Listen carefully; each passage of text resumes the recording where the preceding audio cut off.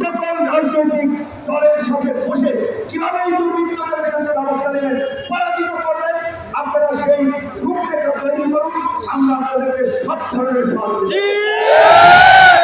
আজকে আমার বাড়িতে পরিষদ লঞ্চকার দখল হয়ে যাচ্ছে, এইবার খাবে এক গ্রুপ খেয়াটা, ওইবার খাবে আরেকটি।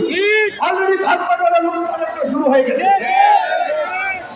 সেতে রাজনীতি কোন সরকার, রাজনৈতিক সরকার কি ক্ষমতা এসেছে?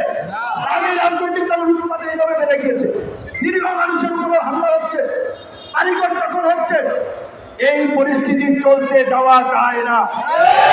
তাই আমি ছাত্র জনতাকে বলবো, এই বিপ্লবকে যারা নস্যাৎ করতে যায়, বৃহৎ বিপ্লবে পরিণত করতে চায়, তাদের বিরুদ্ধে পাড়া মহল্লায় সম্প্রীতি সমাবেশ করে এইভাবে নাগরিক সচেতন মানুষ, সাংবাদিক, প্রশাসন সকলকে নিয়ে দুর্বৃত্ত প্রতিরোধ কমিটি গঠন করতে হবে।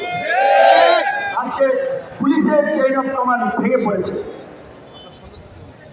আপনার অন্যান্য প্রতিষ্ঠানগুলোর প্রধানরা গা ঢাকা দিয়েছে। তাই অন্তর্বর্তীকালীন সরকারকে অনতি বিলম্বে প্রশাসনে একটা শৃঙ্খলা ফিরিয়ে আনতে হবে।